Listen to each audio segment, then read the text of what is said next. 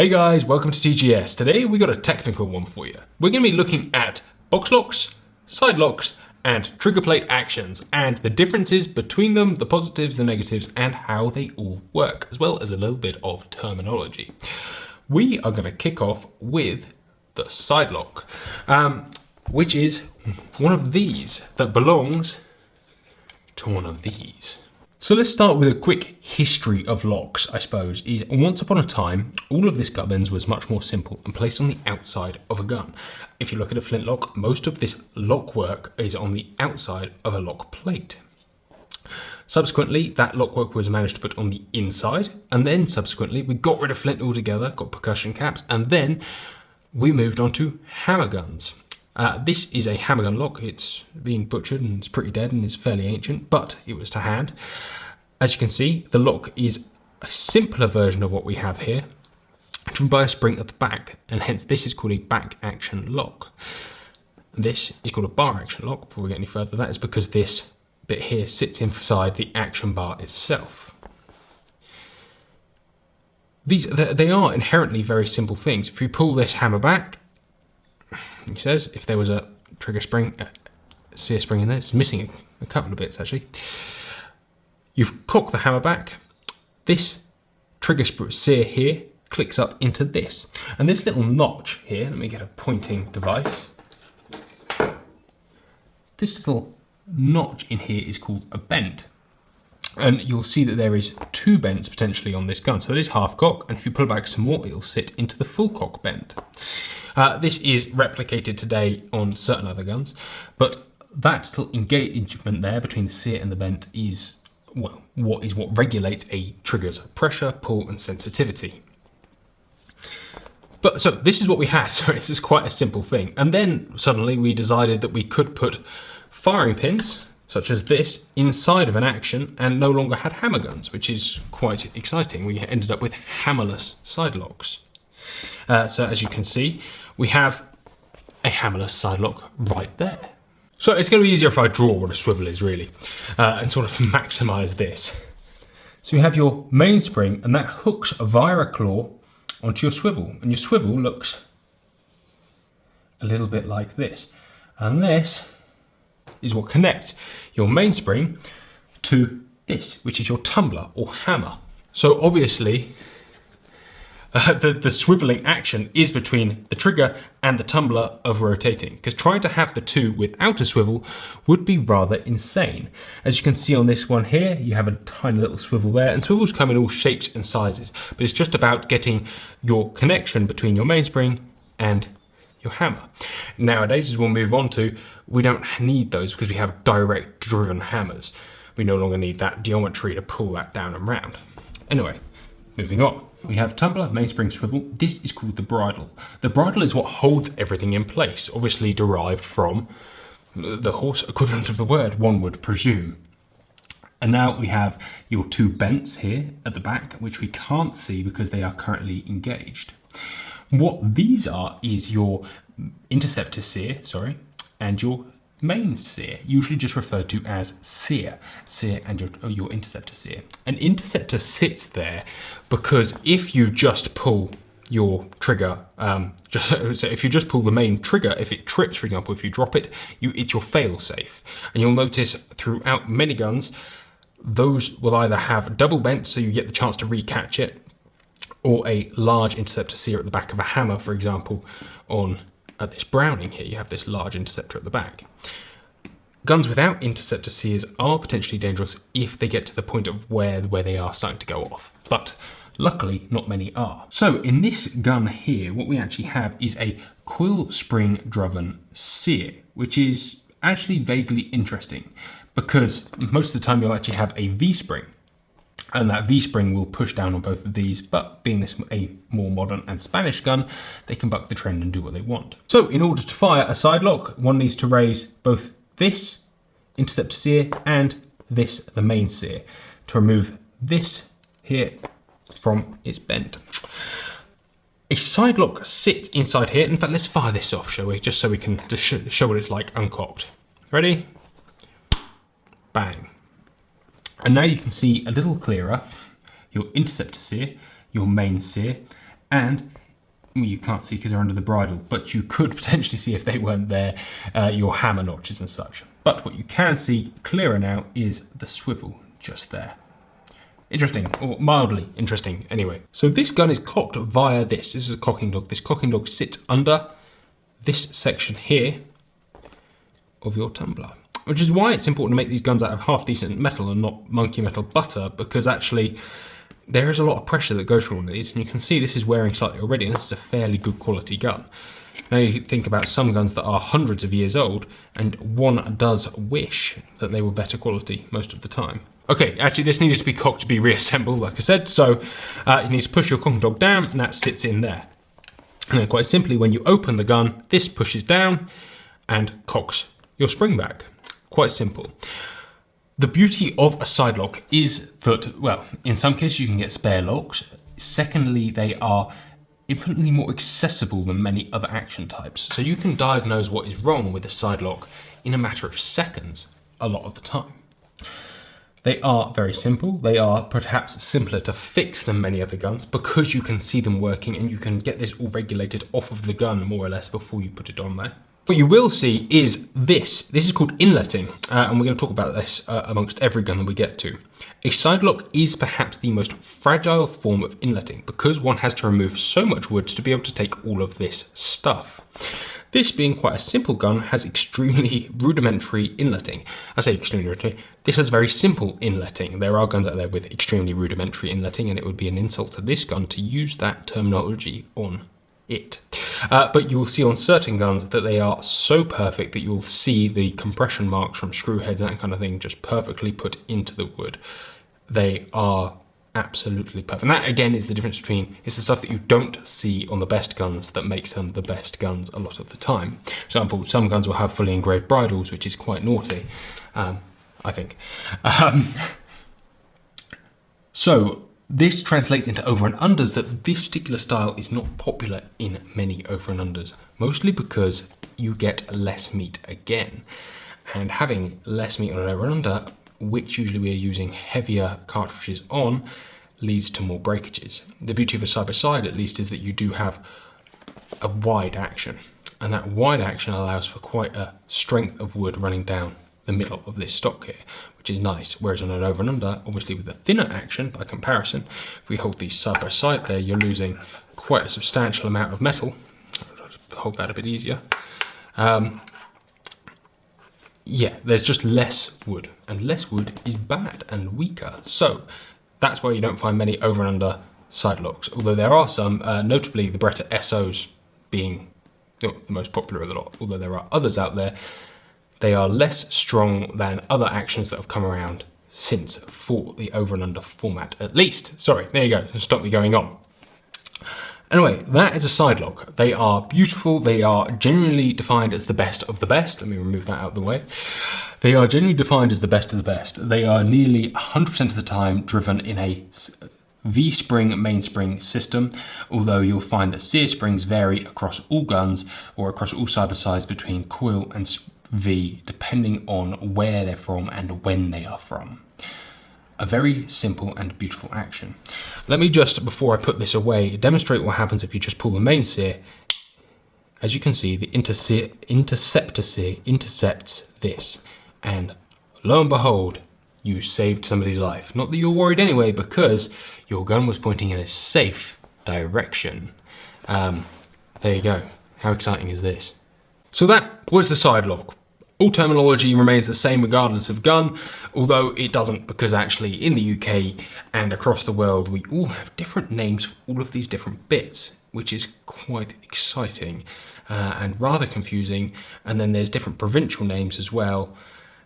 So yes, but those are the common names that I'm going to call them now, even though I will, across the course of many videos, refer to them all as damn different things. So there you have it, a very simple and common gun.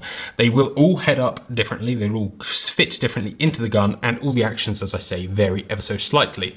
On the outside, you'll be able to see exposed pins on some, and then you get certain ones which are pinless on the outside.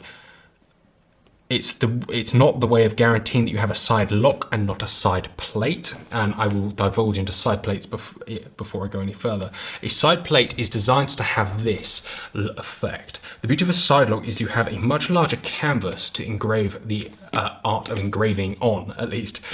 That is nice, that is beautiful, but many people will lie and put side plates on their guns. For example, Beretta double is not a side lock, a Caesar Guerini Maxim is not a side lock, it's a side plate.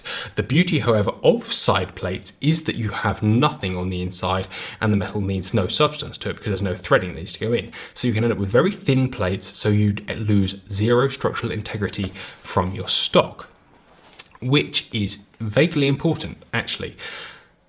So don't worry about the strength of your stock if you have a side plate. What this brings me to is that I had a gun in recently, of a customer, recently, probably a couple of years ago now, time flies, that was a side plate that had false pins inside to make it look like a side lock. It was absolutely stunning, and you took it apart and you realised, oh, this gun is a lie. But it was nonetheless very pretty and beautiful, and I thoroughly enjoyed it, thought it was. So there you go. And to be fair, the only people that know would have been the people that would have taken it apart anyway.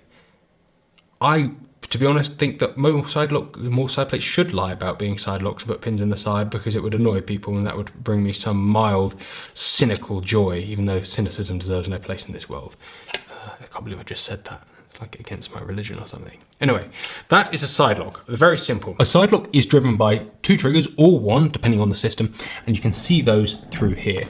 They literally directly engage and link with here. Single trigger side locks work very slightly differently, but the concept remains the same. You have a plate that connects onto the back of here that pulls this up, click, bang, job done.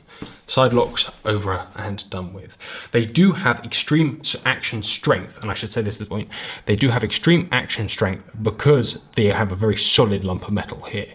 Not that anybody ever blew up an action really unless they were doing something wrong or there was a fault in the gun to begin with. Anyway, let's chuck this over here, and we're now going to move on to the next generation, which is the Boxlock, the Anson & Dealey Boxlock. And our representation of that is this. This is a 8YA Yeoman, probably one of the greatest guns of all time, certainly in the top 20 greatest shotguns of all time, mostly because it made guns, it was like the epitome of the Anson & Dealey concept, a super cheap, super hard gun, which, well, we're going to talk about today. Anson & Dealey, I believe 1875, came out with a patent for this. This is a box lock. If we pull this bottom plate, trigger plate off, you will see the reason it is referred to as a box lock, whereas this is a side lock, the lock goes on the side.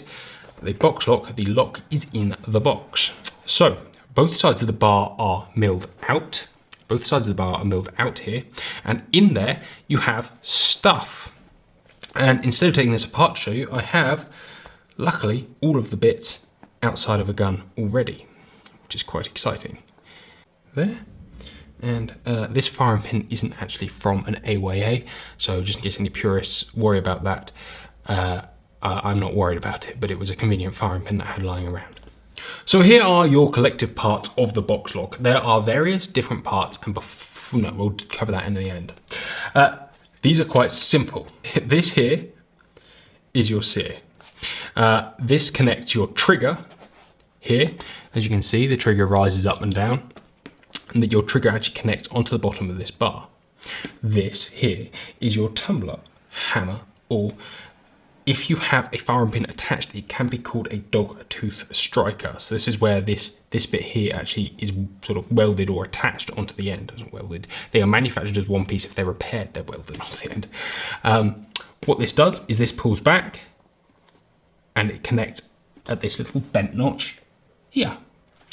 This is the mainspring for this device. This mainspring sits in there and compresses as this is pulled back around these, which are your Anson & Dealey pivot points. So if you like, this one sits here, this one sits here, and this one sits underneath. This is not attached to a pivot point. This just sits on the base of the box, and this one sits here.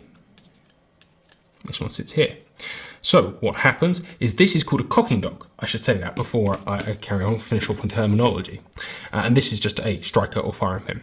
What happens when you open a gun is this is cocked back. This here pushes down because these are pulled down by the gun and hence swiveled round like that.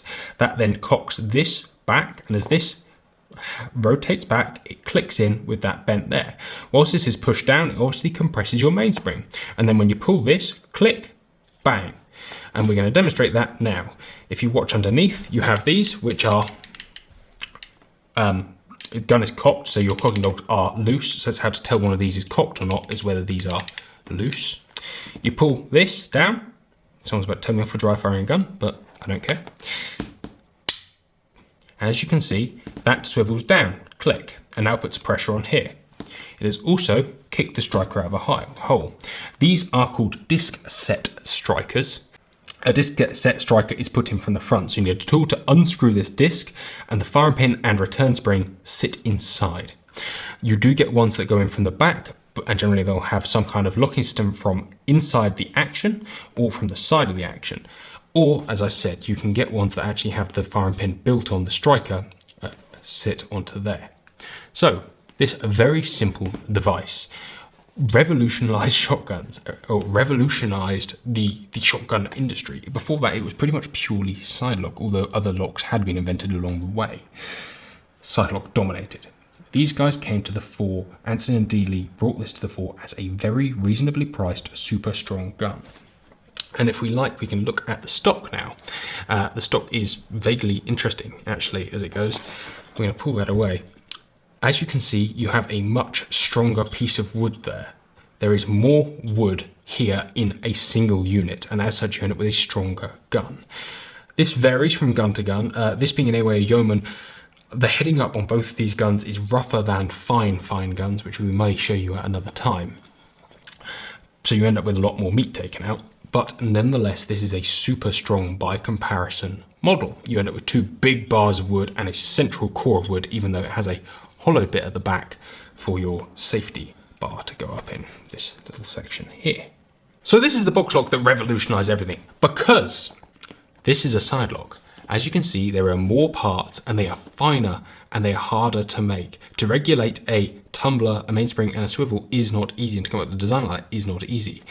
This 4-part assembly, 5 if you include the striker, but you can live without that, is, well, very simple. I lie, actually, because there is springs elsewhere. As you can see, there are springs here that push your sears down. You can get those on the inside of the action as well. They do vary ever so slightly gun to gun, same with the Sidelock. It is more robust, these parts are bigger and hence less likely to break. They are bigger, hence cheaper to engineer, and bigger, hence stronger. Really good thing. And revolutionized shotguns in that they were now affordable, cheap, and strong. Before that, people had to buy crap older guns if they wanted a cheaper gun. Now, people could buy a cheap machine-made gun that was solid as a rock. Great, wasn't it? So that was a Boxlock. It is not exciting, I'm afraid, but it is in itself, I think, absolutely exciting. This being probably one of the most budget but still strong and quality Boxlocks on the market. Well, as you can see, it's unexciting. The metal finish quality inside is unexciting, but if you go for something like a best Boxlock that has the finish and finesse of one of these, inside is absolutely amazing. In fact, in one of our members' vlogs, there is a video of a very fine Boxlock with a very beautiful intercepting sears on the inside. That is a stunning and beautiful gun, and I liked that gun a huge amount because it's just slightly different. And so, like I said, Boxlocks vary in grades and complexity, but most people copy these 3 Anson and Dealey pivot points because guess what? It's the perfect shotgun design for strength, cheapness, and ease of engineering. Anyway, let's move off of side-by-sides now. That is your Sidelock and your Boxlock. Do you get Boxlock over and unders is the question, having established that you do get Sidelock ones. Well, that is a slightly more difficult question than perhaps might first meet the eye. Technically, no, because a Boxlock requires, by its name and design, all the locks to be inside the box, and seeing as an over and under is not really designed like this, I will take a quick moment to caveat that there are guns that do have the majority of the lock inside the box. Old Marukus, for example, do, and there's a couple of Spanish designs that do, but they're not that common by comparison to something like this. This is the closest you're going to find on the common market to a box lock. Mostly because, and this is a Browning 325 by the way, how did I not introduce that? Which is very similar to a 425 and a 525 and a 725, just they changed slightly in the geometries and the way the trigger works changed in the 725. But this is a solid box of steel. By comparison, a Beretta is not one. We'll cover that later. A solid box of steel with all the lock inside. The lock remains the same, if you like, in components. Guns really haven't sort of come on that far, or they have, but we're not going to talk about them now. We're talking about more conventional styles. You have your sear, but now this is a changeover sear, so it's floating to operate the single trigger. You do get double triggers, but, well, we're not talking about them today either, because a double trigger over and under is less of a common thing and usually don't operate on a box lock system quite like this. So how does one operate? Well, quite simply, this changeover block falls forward. You have a selector on this gun so it can move side to side and decide which barrel you'd like to fire first. As you can see, you have two notches on this changeover sear here, one at the front and one at the sides. It's these side wings, if you like, that will fall forward onto your second sear. So what happens is this. You pull up, that goes bang. The recoil changes this over, and now you are now using this same single trigger to drive your second shot. And if we flip it round, you'll see that this wing here is sat on your top sear, and we have another shot. Bang. On a Browning, this is then cocked via this arm here. This arm here is lifted up with your barrels, and the hammers are cocked back. So this is your cocking dog. Your tumblers, hammers, your mainspring, your top sears, your changeover sear, and your trigger. A very simple thing. The way the ejectors work is different on all these as well, but we're not here to talk about that today because different ejection systems would be another 3-hour-long saga.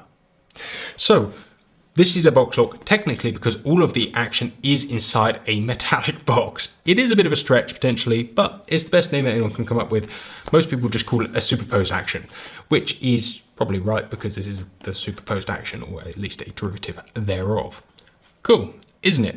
So that is two different types of box locks. There are thousands of different variants out there between over and unders and sides, and we could spend an entire week talking about different over and under box lock action designs. But we wouldn't get anywhere because it's not that important and nobody really cares that much. This is more of an introduction to different action types. Now this. A Beretta is not a box lock. Is not a box lock. It is a trigger plate action, meaning the whole action is attached to this trigger plate at the bottom. You never would have thought this is new. It's a new Beretta Onyx, and I don't want to say it because it's awful. But whilst we're at it, the over and under box lock has a superbly strong stock. Firstly, they are connected by a stock bolt. So no longer are you relying on screwing it around a piece of wood. You can actually have it bolted up. But secondly, you have two large pieces of wood here and a large buffer at the back. And the better over and under box lock trigger plate actions, this being the Beretta stock, will have little like buffers, and they can be glass bedded. They're pretty amazing stuff. But before I move further, this is a brand new Beretta, and it just goes to show no difference, the action finish being different on the side-by-side box lock and the side-by-side side lock. If you look at the wood finish on here, is pretty atrocious. You can see the marks of the hand rubbing marks where the oil's just been slapped on there, and you can see like the 60 grit sanding finish on there. And I don't begrudge it because this is the most entry-level gun you can get from Beretta, but at the same time it just goes to show you do get what you pay for, but that what you pay for isn't necessarily mechanical brilliance, but it is finishing brilliance, which is important. Sorry, Beretta. So with the Beretta, the entire action, apart from the safety catch, which is no different on the box lock and side lock, is attached to this trigger plate at the bottom. So you remove this screw, and a screw hidden under the safety catch, and the whole trigger falls out. Much like this one that I prepared earlier. So as you can see, try and put them the right way around, This, to be fair, is nearly 30 years old, and this one here is brand new. So the action design has changed ever so slightly. There's a whole new safety system in place that was not back in this time.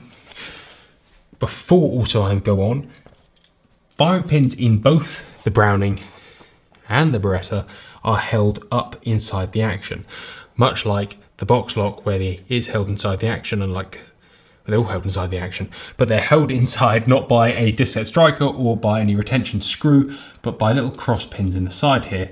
Those little cross pins, and in this one, there and there, just to keep them retained from the back, not the front. Although there are certain over and unders with disc strikers, significantly less common, because why would you add that engineering extra?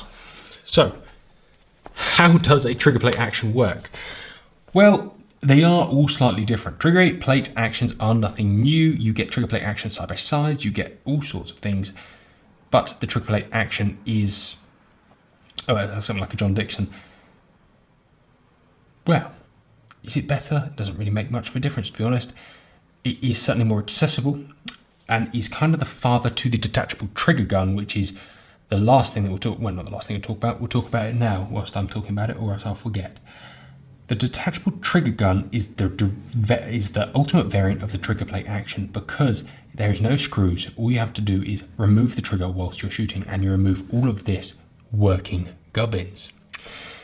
That is beautiful because it is ultimately interchangeable. This is interchangeable with a few tools, a bit like the Sidelock, but the trigger plate detachable trigger action is the sort of next logical step from the Sidelock.